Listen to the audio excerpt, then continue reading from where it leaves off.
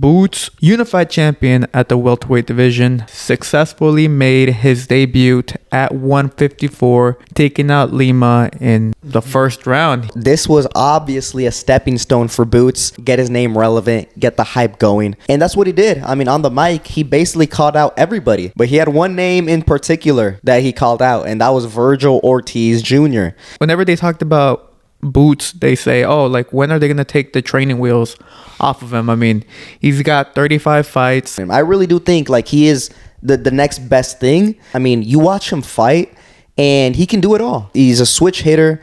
He has power. He can box. He can move. He can go forward. He can be aggressive. Like, he's saying he's going to be the next pound-for-pound number one. But 2026 is cooking up to be a very eventful year for the super welterweight division.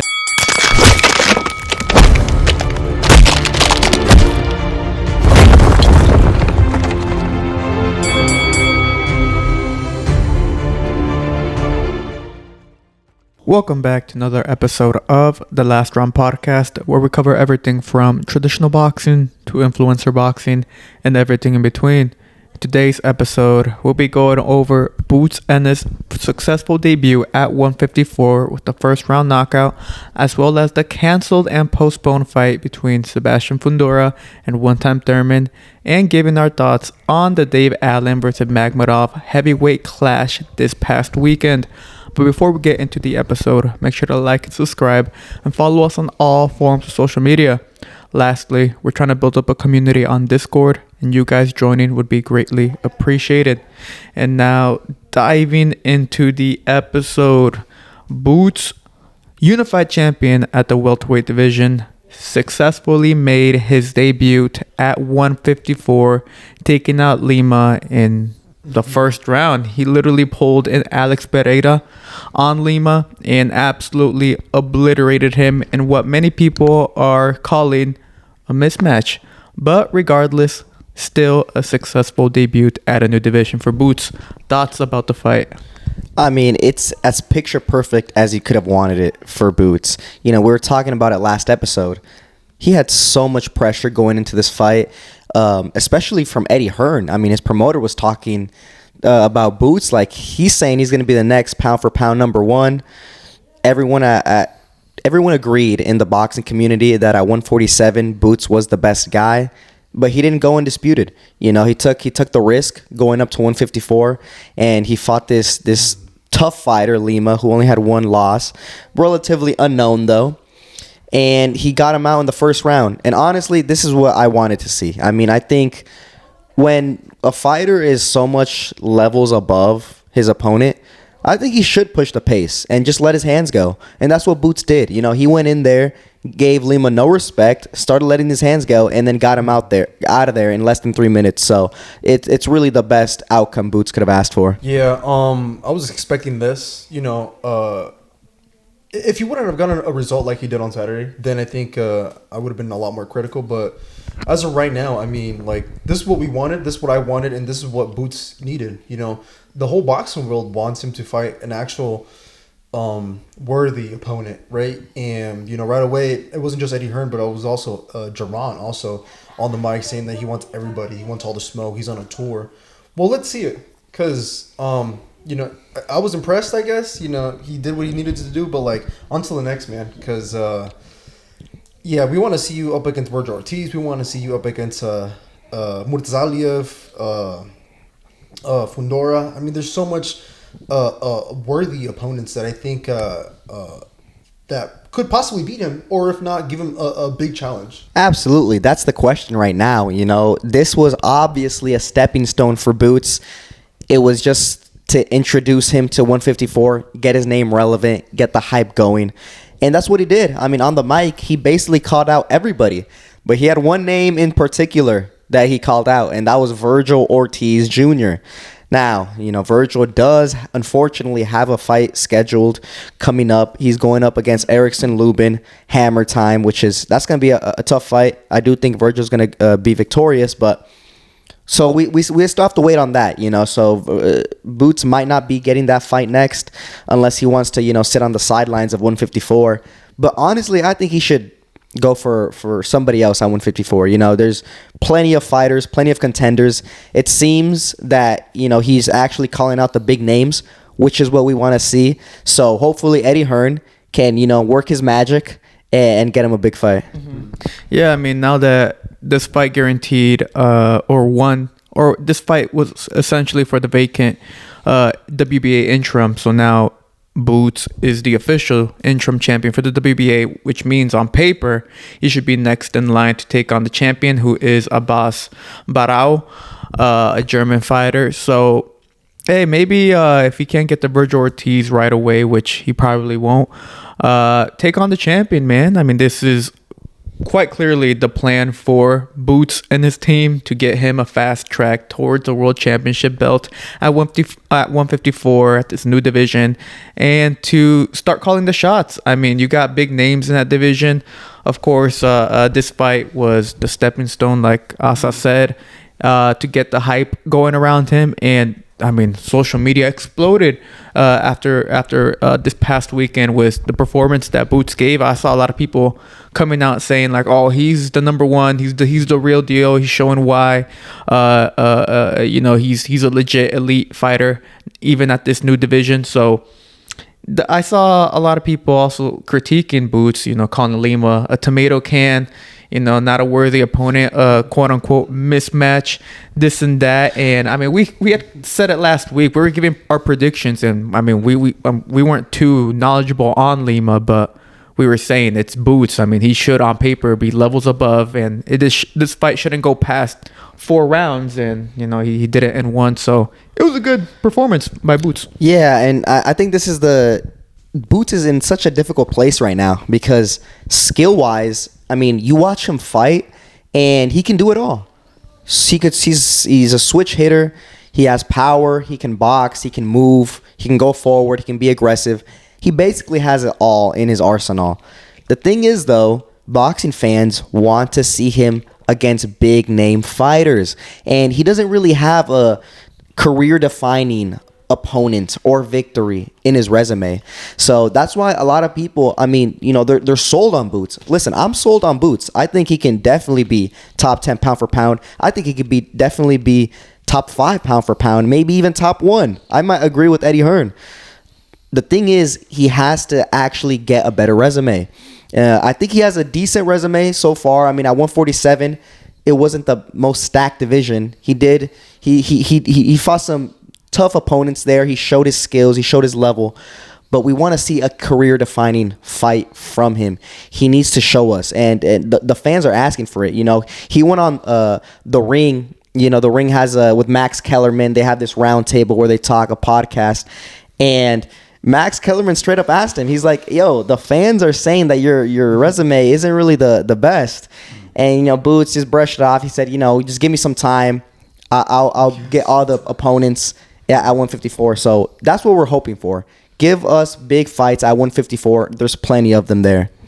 Yeah, I think that's the reason why a lot of people are giving him a crap. You know, he's a great fighter. You can't take that away from him. But I think there's a difference. There's a line where, you know, where a fighter is great and a fighter is exceptional. You know, Boots is able to do all these moves. He's able to stunt on these opponents and do whatever he wants. You know, he's a great fighter. He has great ring IQ. But when it comes to fighting another guy who also has great ring IQ and has really good assets, like, you know, Vergil Ortiz is a guy who is super aggressive, keeps coming forward. If Boots is able to make Vergil look almost like he's just playing with him, Boots is able to do all the moves that he wants to do and then beat him, then I would say he's an exceptional fighter. He's a 2-time world champion at 147. Now he's possibly on the fast track of becoming a world champion at 154. But, I mean, still, it's that thing what you said, and I think a lot of people resonate with that, is the fact that he doesn't really have any big names. Like, at 147, he did fight tough fights there. But, I mean, against who?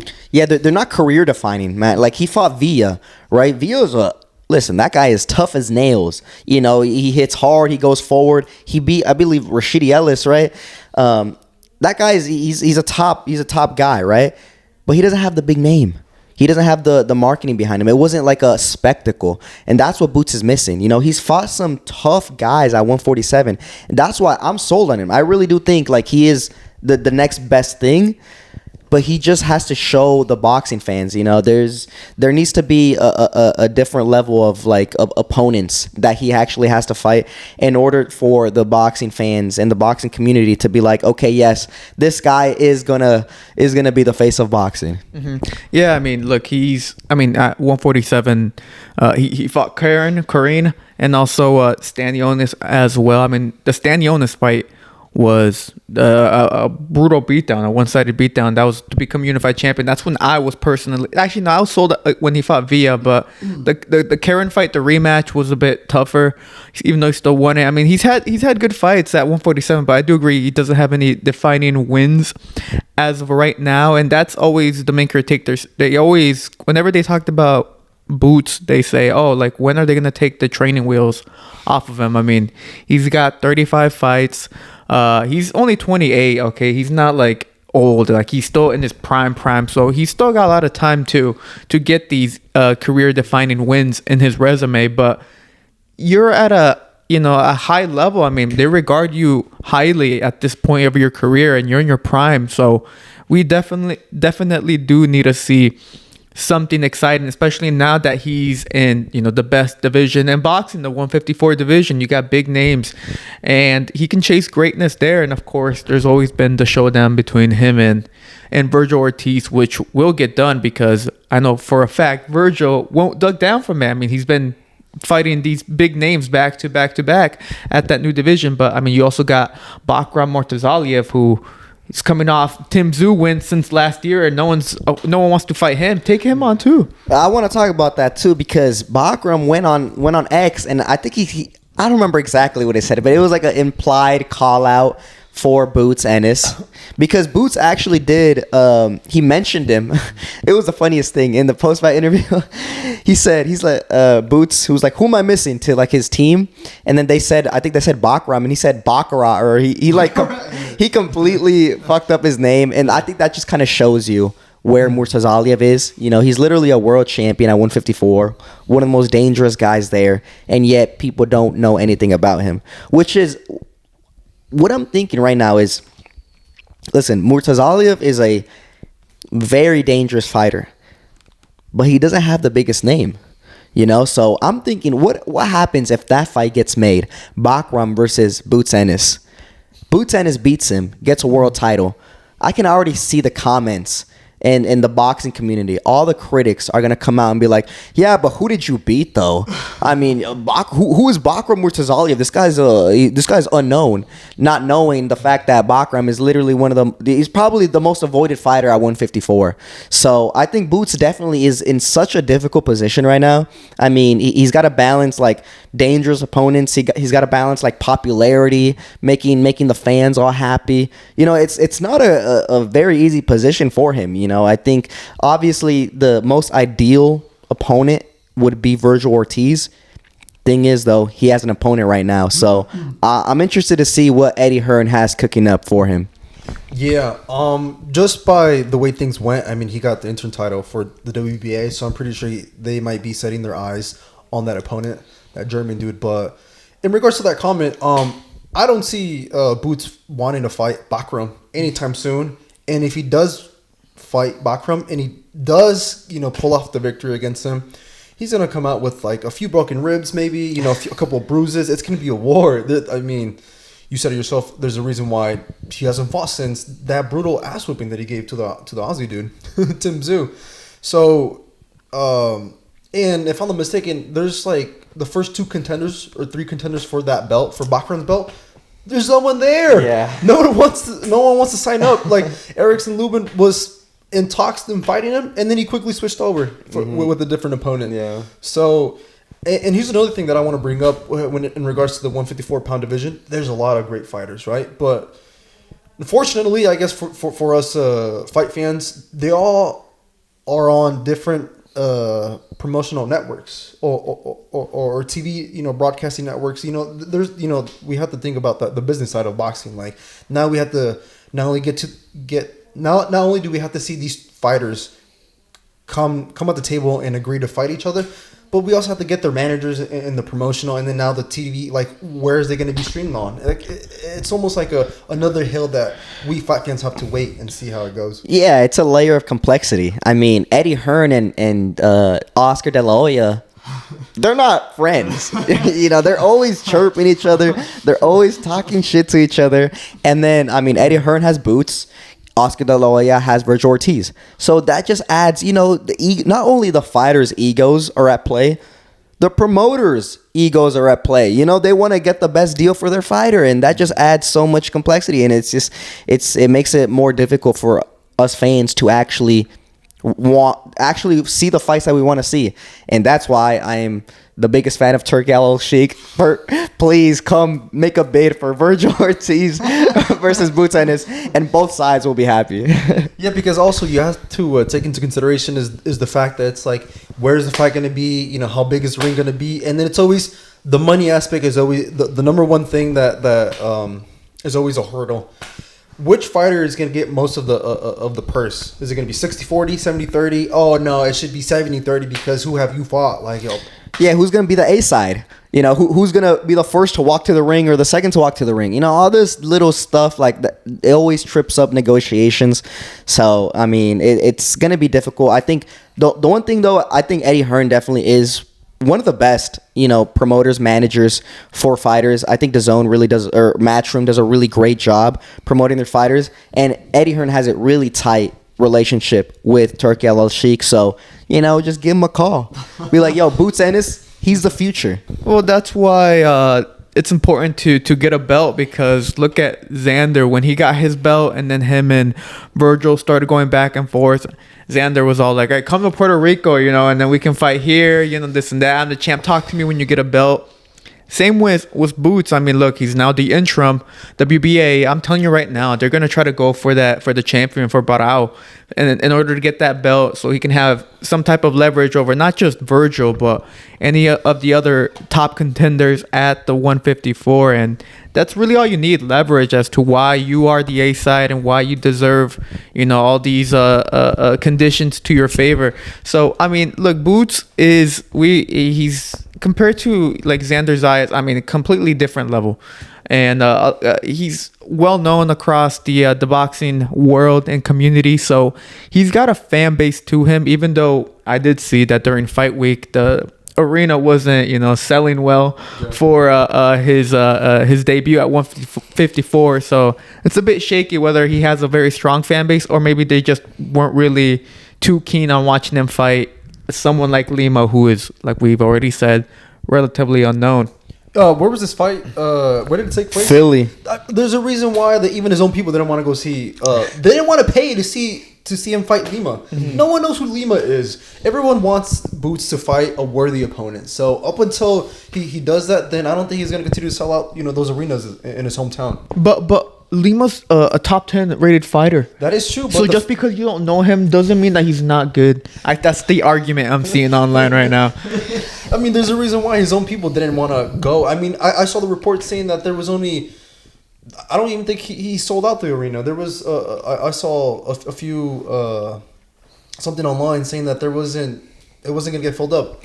Yeah, I didn't. I did see that also in the fight week going into the fight, and I never saw anything saying like sold out arena or anything. I mean, on fight night, it looked like it was packed, but then again, cameras can be deceiving. Maybe there was like some missed seats. So I mean, Boots currently, I think he's like a Crawford. He like fights in his own hometown. He fights in his own state, and he's able to do relatively good numbers. But he's looking for a big fight. And I think he needs that. And just one thing I want to mention, he's the interim champion right now for Baraou for his world title.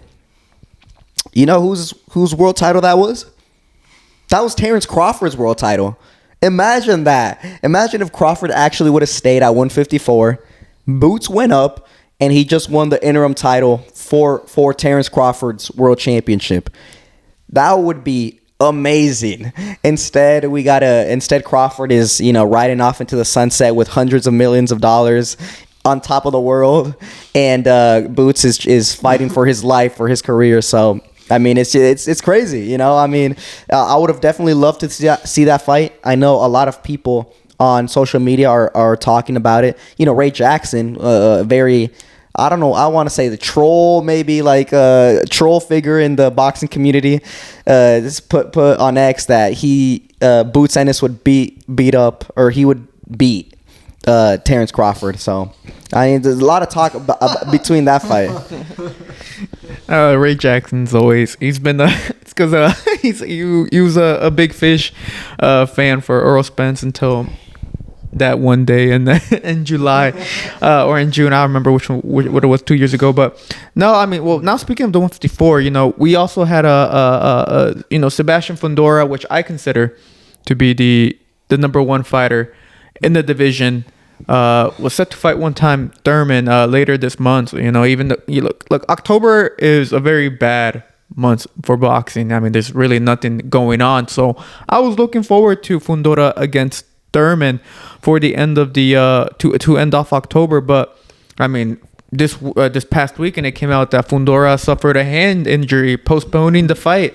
So that's a big blow to Fundora's momentum that he's carrying. I mean, he's coming off from whooping the shit out of Tim Tszyu, and he's coming off from a really good 2025. I mean, he beat Brooker, and now he beat Tim Tszyu in the rematch, and he was off to fight one-time Thurman, which I wasn't really too keen on the opponent selection for Thurman, but it is what it is. But now it's not happening. And we're gonna have to see when they decide to postpone it, or if it even happens. You know, if it gets canceled for sure. Mm-hmm. And Fundora decides to move on with his career, especially if Vergil Ortiz beats Lubin and then immediately calls out for something. I don't know what the whole contract is with Thurman and Fundora, but there's a lot of mystery right now concerning Fundora and Thurman. Yeah, I feel like for me, this is a bigger, or I think who feels this postponement more is Keith Thurman. This guy is 39, 38. Like he's at the end of his boxing career. Yeah, he had his heyday back at 147. This was like 7-8 years ago as well. This was when he was beating Danny Garcia, Sean Porter. When Danny Garcia and Sean Porter were at the height of their career as well. So as I was really looking forward to this fight. I was looking forward for Fundora to sharpen up the skills, look good against a veteran, an ex-world champion, a seasoned veteran. And I was just kind of hoping for Keith Thurman to get one last paycheck and then just get out of here. Because no hate to Thurman. I've been following his career we've all been following his career. Every time he fights, we would watch. But, there comes to a point where, I don't really see where Keith Thurman really stacks up at that division. There's so many killers at that weight. I mean, I think he's past his prime. Oh, no, he's definitely past his prime, and he never fights either. So it's like, I mean, like, what do you want? What do you expect from us? And I think you summarized it pretty perfectly. I think it was probably a paycheck for Keith Thurman. Not to say that he's not going to go in there prepared, but is he going to beat Sebastian Fundora right now? No, he has no chance of beating Fundora. Fundora is a monster right now. The physicality that he has is crazy. It looks like his skills are just keep on improving. So I find it hard to see anybody beating Fundora right now, 154. Much less one time. Exactly. Yeah, Thurman was not going to do anything. And I think, honestly, the worst thing that came out of this news was the fact that Stephen Fulton and Oshaki Foster, their fight got postponed as well. They were the co-main event, and it sucks because their fight has been postponed like twice already. So, I mean, it'd be horrible being them. They're in training camp 2-3 times now, and then their fight gets postponed. They got to stop training camp, and then, okay, our fight's back on. Go back into training camp. Oh, the fight's actually postponed again. I mean, that's the worst, so I kind of feel bad for them. I think they're probably feeling it the worst than Fundora or Keith Thurman. So, it sucks. It happens. I think I'm interested to see actually what happened with Fundora, because they just said hand injury. They didn't actually say like broken hand or dislocated or a wrist or maybe a finger. We don't know. We don't know how dangerous it is. So hopefully it's not too serious and we can get the fight early 2026. Yeah, I mean, there was rumors about the Fulton and Oshaki to be moved to the Lamont Roach and Pitbull Cruz undercard, which, I mean, I think it'd be a good addition to the already kind of, you know, what they're trying to build right there for the undercard. But I saw a lot of people also saying, like, why don't they just move that fight up to main event? Because regardless, I mean, this whole entire card was just what people were saying was already pretty mid to begin with. So, you know, it's not a big deal to move up Oshaki and Fulton. But, I mean, they decided not to move forward without Fundora and Thurman. So, I mean, the rumors are now them being postponed or moved over to December 6th for that undercard at 140. But, yeah, I mean, Fundora, like I mentioned earlier right now, best fighter, in my opinion, at the 154. I mean, he's improved so much since he lost against Mendoza.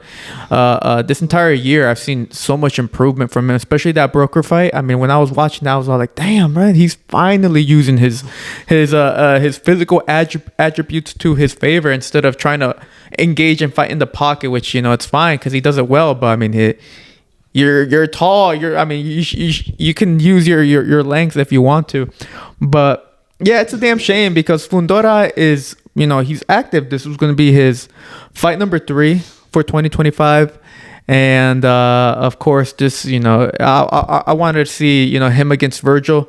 And this injury, of course, would push back that timeline or push back that fight, especially if Vergil does beat Lubin. So we'd have to wait for that matchup. But Fundora is definitely a top dog, the best fighter in my opinion at 154. So it's a damn shame to see him go out injured. But one time Thurman, I mean, shit, I don't know where he goes from here, man. He was pretty pissed off about it. Yeah, he started taking digs at Sebastian. But I mean, if anyone knows injuries, I mean, it's Thurman too. I mean, he's had his injuries and he's talked about how they've affected him negatively, you know, just mentally. So shit, man. I mean, he's out there going at Fundora. So I don't know what's his next plan at, especially he's 36 years old, by the way. 36? Yeah. I mean, that hairline looks 46. Yeah, that's a strong 46 right there. You know, we got Terence Crawford at 38. You know, it's a little different than Thurman's 36. Yeah, and I feel like, man, look, as of right now, look, I was about to say maybe he doesn't really have too many options given, you know, his situation. But, you know, maybe he can fight Zander Zayas. You know what I'm saying? Maybe he could, you know, go for another champion as well. Well, I'm sure Zayas would like that. You know, listen, Zayas has had such an easy path. I mean, I think that it's a perfect example of Zayas and Vergil Ortiz when they went at it on X. It just shows you the difference in the mentality of a fighter. You know, Zayas is like, okay, I have an accolade. I have a world champion. And, you know, he's right. He does have a world champion. Vergil isn't a world champion, or at least a full world champion. But Vergil Ortiz has had so many hard fights. He's shown his level time and time again. I mean, if you put them in the ring, Vergil Ortiz is stopping Zander Zayas. Like, there's no doubt in my mind. So I think it kind of just shows you, like, there's two different levels to this, you know? And that's why, honestly, I'd prefer if Boots and Vergil were to go at it, even if it's not for a world title. Because it's just going to sharpen their skills. And the winner of that, I mean, they're probably going to dominate the division besides Sebastian Fundora. Yeah, actually, yeah, Zander Zayas, I mean, he's the whole talks, you know, there hasn't been much rumors. The last rumor I mentioned on the channel was rumors of him trying to unify against Baraou for the WBA, you know, try to unify WBO and WBA. But nothing else has happened. I mean, I can tell Boots, they might be targeting Baraou themselves too to try to get that belt so then they can have leverage. So there's a lot of moving parts about the 154, and that's what I like about the division. It's constantly moving. Things are happening. Now we have to wait a little bit for the champion at the BBC, but you got the interim Vergil Ortiz set to take place as well. I mean, you have Sergey Bohachuk, who coming off losing to Brandon Adams, who Brandon Adams is now a player at the 154. Madrimov, you know, being a little slept on right now, hasn't fought since he lost against Vergil Ortiz, but many still consider him a top 10 fighter in the division, which I do as well. El Mono Ramos, there's still big names in there. So there's a lot of moving parts at the 154. The only one that isn't moving is, of course, Bakram.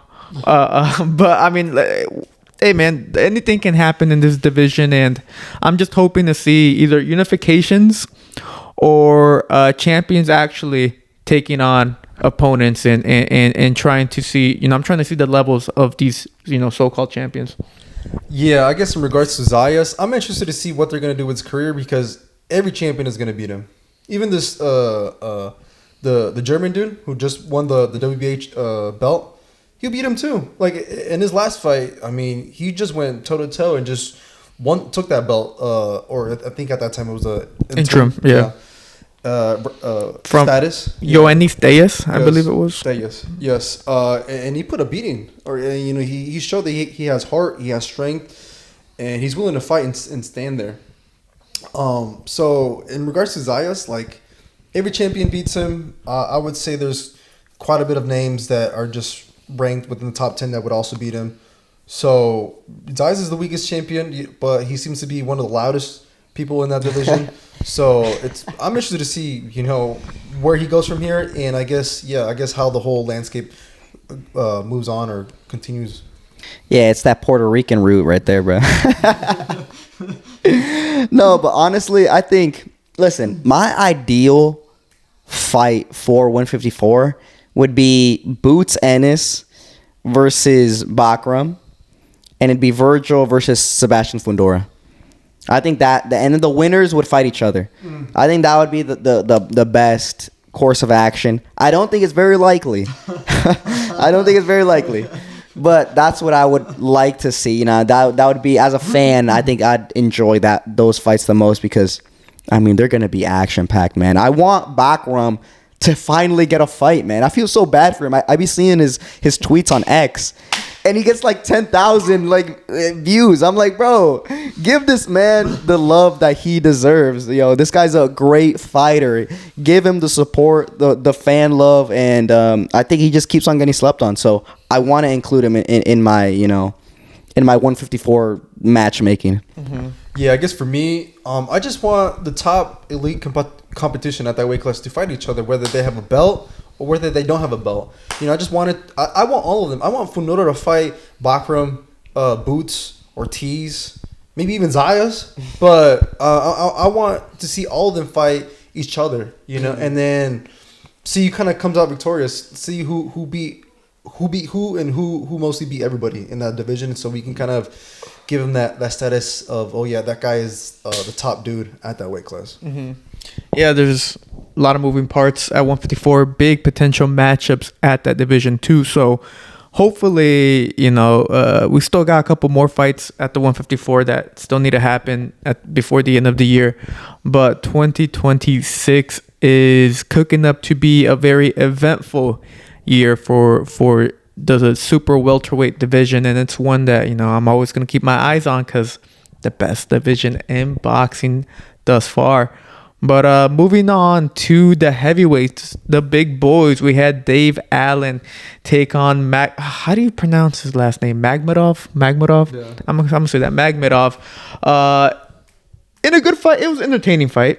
I thought it was entertaining. But Dave Allen came out, a little short on the stick, and Makhmudov was able to come out with the UD win despite getting 2 points taken off. So keep that in mind. So it tells you how far up ahead he was on the scorecard. But look, Dave Allen, when he fought Fisher in his last fight and obliterated Fisher, had so much hype riding for him. Makhmudov, I believe one of the last few fights I saw from him was when he fought Caballel, and Caballel whooped his ass pretty easily. So Makhmudov, I remember he had a big come up, especially with top rank. But there was obviously, just I feel like he's not that world elite status that is needed if you want to beat a fighter like Usyk or compete against someone of that caliber. But I mean, he's a good world-class fighter. I mean, he beat Dave Allen this past weekend, and there's rumors of him being the next potential matchup for the return of Anthony Joshua. So, I mean, what are your guys' thoughts first about the Dave Allen and Makhmudov fight? Yeah, I guess for me, yeah, I'm disappointed in the White Rhino.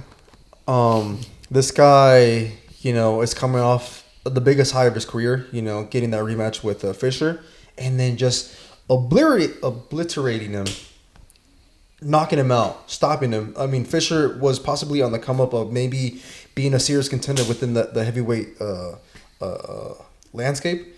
And, Dave Allen just had, he ruined those plans, but I think he kind of messed up his momentum. I think he kind of shot himself in the foot. Like, he needed to win this fight. He needed to win this fight because now, I mean, he kind of has to build himself back up now, So, it's kind of unfortunate, ever since that those 2 fights that he had with Fisher, I kind of started liking him a little bit and rooting for him. But, after this loss on Saturday, it's kind of like devastating, especially for his career and, given the position that he's in. I think this is his 8th or 7th loss.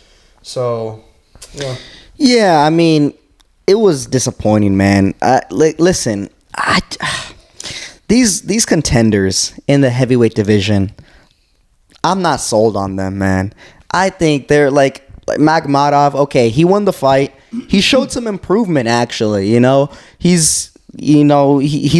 showed much better gas tank than usual. He has like a tendency after maybe like the 5th or 6th round to just completely gas out, and I think that's what David Allen was hoping. He was hoping that Makhmudov would just gas out, and then maybe he'd start landing some hard combinations. The problem is Dave Allen just was not in shape, man. After he was going forward. He was applying the pressure, but he was not letting his hands go. And that's literally the most important part. Like, he was not landing any points. And Makhmudov would just, he'd throw some pity pad shots, he'd move. Throw some pity pad shots, he'd move. Dave Allen would just kind of, bump into him, and then they'd just hold. So, I needed to see more from Dave Allen. I think he could have definitely won this fight, but he needed a better gas tank. He needed to let his hands go more. He put more combinations together. And I swear he could have won this fight. And this is the thing. Both of these guys are basically, I'm pretty sure they're top 10. If they're not, they're top 15 guys in the heavyweight division. If this is the up-and-coming contenders, the heavyweight division is cooked right now. Because, there's no one that's going to take the mantle of Alexander Usyk or Tyson Fury or even Anthony Joshua. I mean, I think there's been, a resurgence of, Anthony Joshua. They're talking about his career, if he's going to get into the Hall of Fame or anything. How good actually was he? None of these contenders are good enough. Maybe Caballel. Maybe he can step up. But Makhmudov, he gets whooped. Any serious contender in the heavyweights, he's gonna lose. All this guy has is physical attributes. He's 6'6", 6'7", 250. He punches hard, but where's his skill? I mean, where's the finesse? I mean, all he has is his physicality, and you take that away, he's just gonna get whooped, man. So I don't know. I mean, the heavyweight division is not looking good. Hopefully we get somebody new that comes up and rises through the rankings, because right now, I mean, I was actually just like you, I was becoming a fan of Dave Allen. I was thinking maybe he can, pull through. It's the second part of his career. Maybe he's actually taking it serious now. He just gets knocked out. I don't know. I really don't see anybody, any real serious contender that's going to be able to beat the older generation of the heavyweights. Yeah, and I feel like the way Allen performed, it's almost night and day difference than his previous fight. His previous fight, it looked like he was a madman. He was just on fire. There was fire in his heart. Wanting to prove everybody wrong. And then on this fight, I didn't see any intensity. I didn't see him actually really wanting to take it. Sure, he did have a couple of rounds, a couple moments here and there. I believe it was the end of the 8th or 9th where he's just wailing on this Russian dude, but that's about it. It's far and few. Mm-hmm. And so I don't know, man. I think Dave Allen is maybe one of those fighters where if he feels like training, if he feels motivated, then he's gonna perform that way. But if he doesn't feel it, then maybe he's not gonna perform to the degree that he could Yeah, I mean, I saw people online saying, okay, that Fisher fight, quote unquote, deluded people, and this fight against Makhmudov this past weekend showed that Dave Allen is, just an English level type of fighter. He's not world class. He's not elite. He's good, but he's not at that level. And same with Makhmudov. They're saying that he gets absolutely obliterated by any top guy within the top 10 in the heavyweight division, which I do agree. I mean, Makhmudov is... I didn't really see anything special. It was a fun fight to watch. I was entertained, especially when Dave Allen, I believe, was round 9, was able to buzz and stun Makhmudov and was, throwing the fucking kitchen sink at him at one point. But besides that, I mean, it wasn't anything too impressive. Entertaining, yes, but impressed, no. And that's what you need to see in the heavyweight division. Just someone coming up, just like Moses Itomwa, who's regarded as the next gen, the next big star at the heavyweight.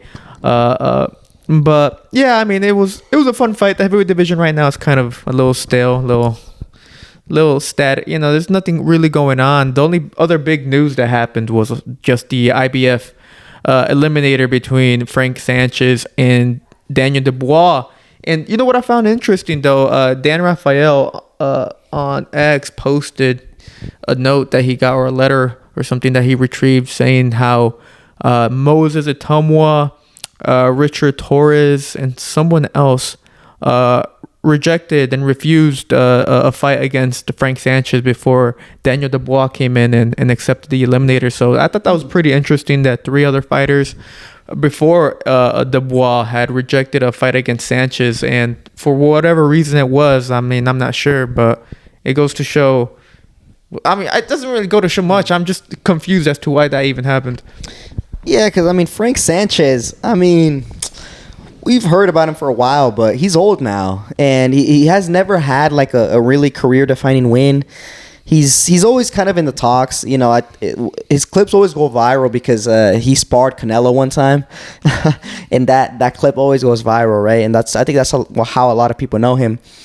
But, I mean, I've never really seen anything big from him. I feel like he's like a big name, but he's like always fighting on prelims. Like where is your main event? Where is your headlining a show? So I've never really been sold on him. I'm surprised, honestly, that Moses Itomwa would have, especially Moses, would have declined that fight, because it's a fast track to the IBF for Usyk. So I don't know, that it is a bit interesting. Yeah, I did see that. I was also kind of surprised that, I mean, he was one of the fighters that didn't want to fight Frank Sanchez, but I mean, that is true what you did said. Frank Sanchez's career, he doesn't have a big name, right? Well, he's got Caballero, but Caballero whooped him. Yeah, he did, but the other guy who he beat, a top ring fighter, Jefe Jagba. Oh, Jagba. Yeah, he did beat him, but it was boring. Yeah. The whole fight was boring. I'm pretty sure it put everybody to sleep. But I'm not taking anything away from him other than the fact that, I mean, he is a smart guy. You know what I'm saying? He does have ring IQ. He only has that one loss against Caballero, and Caballero is a guy who, just kind of destroyed the body, and then Frank didn't really know what to do afterwards. But I think what makes him a dangerous fighter is the fact that he's tricky. He just is able to make... He fights at a pace where he's able to mesmerize or put to sleep his opponents, and then that's just kind of how he wins. He makes points here and there. He touches his opponents here and there, and then just doesn't get hit. Really, almost like your typical Cuban fighter. He just stick and move. He's not going to be there in exchange. He's going to mostly be kind of on the back foot or going in circles around his opponent. But he's a guy who does use the ring, and I think maybe that's the reason why some of these other guys didn't want to fight him. But what this surprised me was that Daniel wanted to fight him, especially coming off that loss against Usyk. I was kind of expecting him to maybe have a tune-up fight, but for him to go for Frank Sanchez right away, I mean, that's why I fuck with Daniel Dubois, man. That's the dynamite right there. That he never wants to avoid any smoke. He wants it all. He wants all the fights. So I mean, I think even if this is actually another thing as well that we have to consider. Usyk only has 1 or 2 fights left. So maybe Daniel could just get this fight, win it. I think he's going to beat Frank Sanchez. He's going to win it. Then he's going to be the number 1 contender for the IBF. Maybe he just sits on that position and just leverages it for a future fight, or he waits out Usyk to retire. And then, boom, he gets elevated. Email champ. Yeah, I mean, hey, he's going to be a world champ. And then maybe once he gets that belt, I mean, he has the leverage to basically make any fight. So, I mean, I think there's some play. Probably Eddie Hearn was in his ear like, yeah, we got to get this fight. So I could see the reasoning behind it. I think it's smart. Yeah, we'll see what happens there between Frank Sanchez and Daniel Dubois. But as of right now, I mean, the heavyweight division, ever since Tyson Fury retired, it's never been the same, man. It's never been the same. That's why we need the Gypsy King back in there.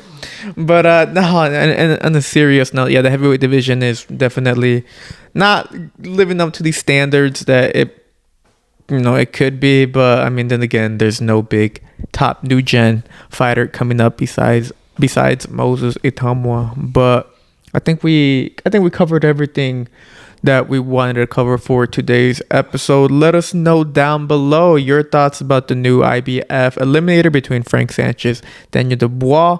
Also, let us know about Boots and his debut at 154. Were you guys impressed? Do you guys think he beats Vergil Ortiz or any of the other top fighters at that new division?